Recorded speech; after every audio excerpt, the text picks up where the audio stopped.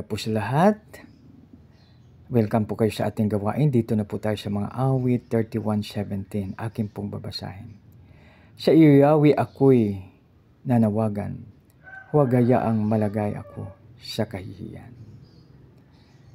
Ang masasamang tao ang dapat na mapahiya.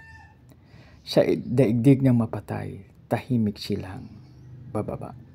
Purihin na po ang Diyos sa pagbasa ng kanyang salita. Tayo po ay manalangin. Panginoon, maraming salamat po sa iyong kagandang loob sa bawat isa sa amin. Lord, maraming salamat sa pangalan ni Jesus. Amen. Sa iyo, Yahweh, ako'y nananawagan. Huwag hayaang malagay ako sa kahihiyan.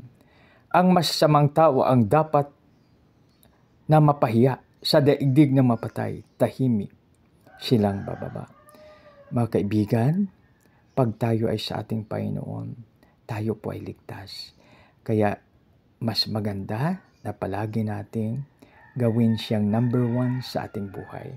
Paggising sa umaga, aawit tayo ng papuri, pagsamba at pasasalamat, magbasa ng kanyang salita, mag-share ng kanyang salita, at aasahan ang kanyang tulong sa atin. Dahil sa atin ang gabay, patnubay at ang ating kaligtasan.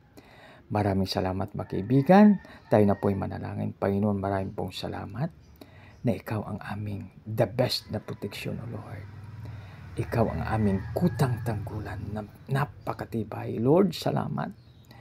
Lord, tulungan mo kami na magawa namin ang ayon sa iyong kagustuhan. Sa aming dakilang Ama, ang Diyos na Abam, isa katakob, dinadalain po namin ito sa matamis na pangalan. Yung anak na si Jesus, naming Panginoon tagapagligtas. Lahat po ay magsabi ng Amen. God bless us all.